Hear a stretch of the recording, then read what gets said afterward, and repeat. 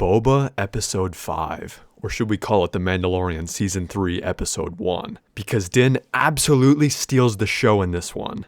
Literally. Boba gets no screen time and it does nothing to progress the war plot line we're getting on Tatooine. You know, the thing that's been building up for 4 episodes and now basically 5. Now, I'm not going to complain too much about Mando here. It's great to see him again. But with each moment that passed after the first slow 20 minutes, I was like, okay, you can stop now. We all know that this is going to lead into an Avengers Initiative scene. It's filler for a character we've seen so much of already, and I sat there a long while after watching this episode, and I kept asking myself, why? It seems unlikely that it's to introduce this character to people who have never seen him before. Hell, 90% of the people who bought Disney Plus did it to watch The Mandalorian, and I know tons of people who got into Star Wars through that show. Also decently sure that the people who have stuck with the Book of Boba up until now have also watched The Mandalorian in its entirety. So his inclusion in this episode isn't to introduce him. It's not a short and sweet inside look on what's going on inside his life. It's a full 50-minute episode that does nothing to further Boba's story. So why? Well, I can't help but see the producers and directors in a room sweating over the fact that Boba only had 6 episodes where The Mandalorian has had 8 every season thus far. It feels like they had already finished shooting the season and were like, we need one more episode, something to get the audience to come back. We need that hook, that footing that no episode thus far has given us. And some intern bringing the coffee to the boardroom is like, why don't you just slip in a filler episode about the Mandalorian's current status, rather than actually try to make a good Boba episode? Think about it, boss. People already love the Mandalorian and are dying to see Season 3. It's a safe, easy steal for a good episode that people will go nuts over, and it ties right into Boba's recruitment. Show some of the Darksaber, sprinkle in some beloved lines. I can bring you in warm, or I can bring you in cold. This is the way. And boom! You've got a 99% audience approval on Rotten Tomatoes. It's seamless, it's foolproof, and nobody will notice that it's all just a big fucking diversion for the rotting pile of junk you've given the audience thus far. And Jon Favreau is just like, give this man a raise. He's right, that is foolproof. Nobody is going to see past that. But I do. And despite your best efforts to use our love for The Mandalorian as a distraction, the episode still sucked. The level of incompetence with this show so far is dumbfounding.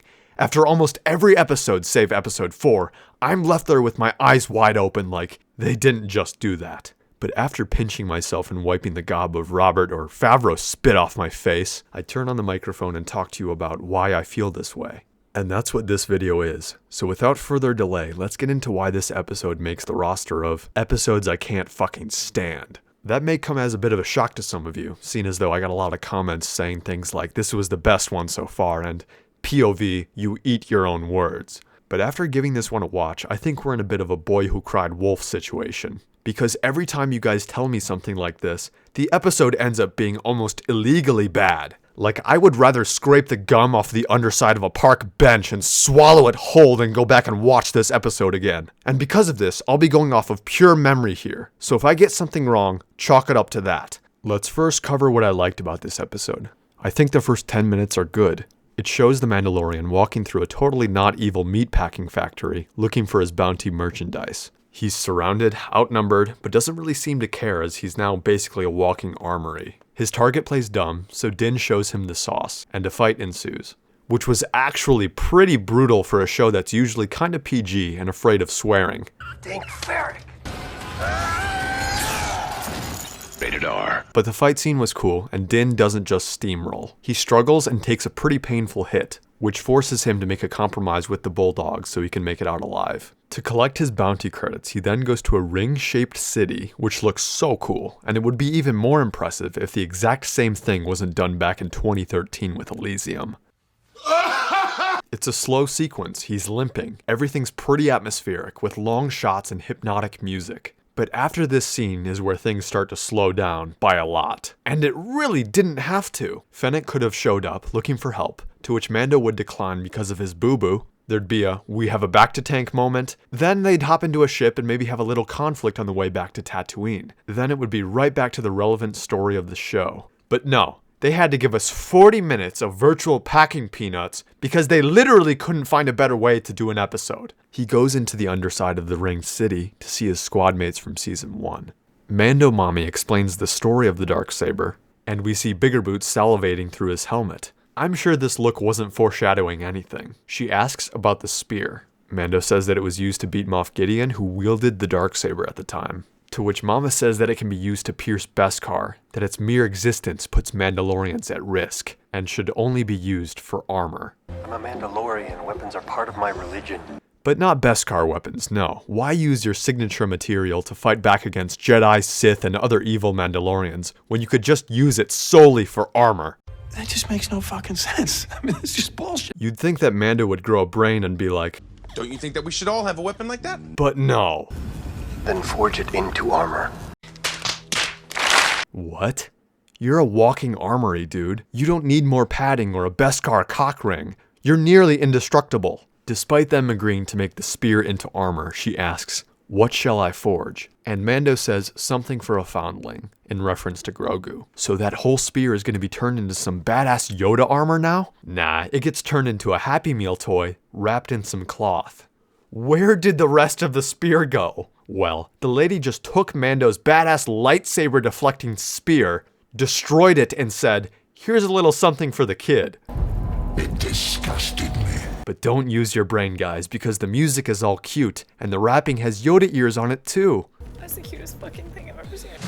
Din and Lady then train with the darksaber, and he seems to have a lot of trouble because the blade gets heavier with each hit. This is because he's apparently fighting against the blade. Now, I get what they're trying to do, but I hate it when shows or movies do something like this, because it almost always has the same lazy end result. You're fighting against the MacGuffin protagonist. In order to use it correctly, you must believe. But don't worry, for the moment you absolutely need to use the item is the point at which you will begin to believe, because at that stage it will be most useful to the plot. It's a feature in media that I think is just such a boring shortcut past development, but who knows? This show might end up doing things differently. After a painfully slow training session, Mommy says that he's too weak to wield the darksaber, to which Bigger Boots says, Maybe the darksaber belongs in someone else's hands. gee, didn't see that one coming. But I thought Din would just say, yeah, here, sure, you take it. I don't give a shit. Because at the end of Season 2, he didn't really care about the darksaber or Mandalore. He surrendered it immediately and was persistent in giving it back to Bo-Katan. They didn't even finish that conversation because they had more pressing matters to attend to. It made sense that he didn't want to keep it because up until that point, I thought the Mandalorian's arc was him becoming his own man, who was distanced from the Creed. His quest to bring Grogu back to his people wasn't just a quest by the Creed anymore. He truly cared about him and he cared about getting him to safety. He stopped caring about the helmet rule and wanted to see his son with his own eyes. He completed his quest, but he also learned the beauty of existence outside of his cold and strict ways, the ways that he had subjected himself to his whole life. That is a wonderful arc. But apparently I had the wrong idea, because Din now cares a lot about his Combat 1 ownership of the darksaber. I yield. It's yours. And now it belongs to me. Also, he confesses that he has taken his helmet off in the past. He begs for forgiveness and offers to do whatever it takes to absolve his error. I guess I had it totally wrong on what Mando became at the end of Season 2 then. So what was his arc then? If it wasn't that, then it was just a linear point A to point B quest in the world of Star Wars. Great. And that mold hasn't changed, because the lady says that there's a way you can atone for your sins. You have to go to the living waters beneath the mines of Mandalore. Whatever the hell that means. But hey, it sets up Season 3, so it has to be in here, I guess. On the topic of the fight scene between these two, it's dumb. Mando just got his ass kicked in training because the darksaber weighed as much as a jumbo jet, but when its ownership is challenged, he chooses to defend it, using the same weapon he was just told that he is now too weak to use, against somebody that now plans to kill him for it. It's just wrong. But thankfully, the 8-foot Mandalorian's weapons of choice are a dagger and a wrist frisbee. Fuck off. Here's the funny thing. The only reason Mando wins this fight is because Bigger Boot picked up the darksaber, and you'd think both of them at this point would be like, yeah, this shit's trash. Why are we fighting over this?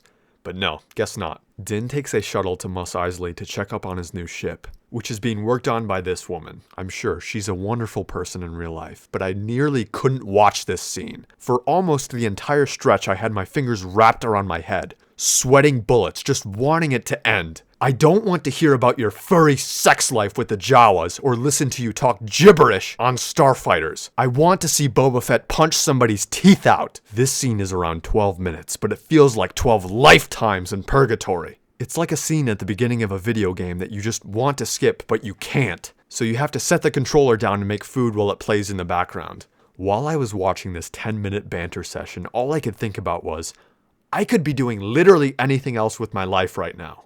Making a burrito, smooching a goth girl, sleeping. But no, I'm here in my room, watching a poofy-haired lady with no eyebrows go, you probably won't believe me when I say this, but I would rather spend 8 years in a Chinese prison than watch this scene again.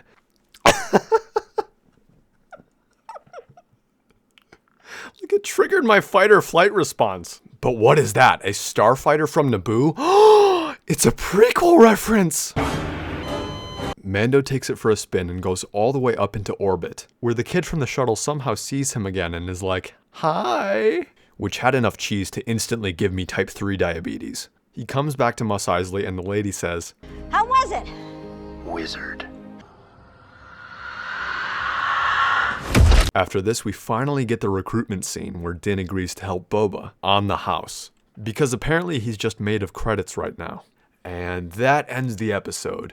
What's really gold is that even the guy who did the credits didn't give a fuck. Where is he? With what we've gotten with this show so far, I'm sad, but I'm also really excited, because part of me believes that they wanted to go big with the last 2 episodes, and blew their entire wad on them. It's the only thing that really makes sense here. So with the exception of the first 10 minutes of this episode, I absolutely hated this one. Now here's the hot take. This isn't the most objectively bad episode thus far, but it is my personal least favorite. Because at least the first 3 episodes had moments that were so bad you could just laugh at them.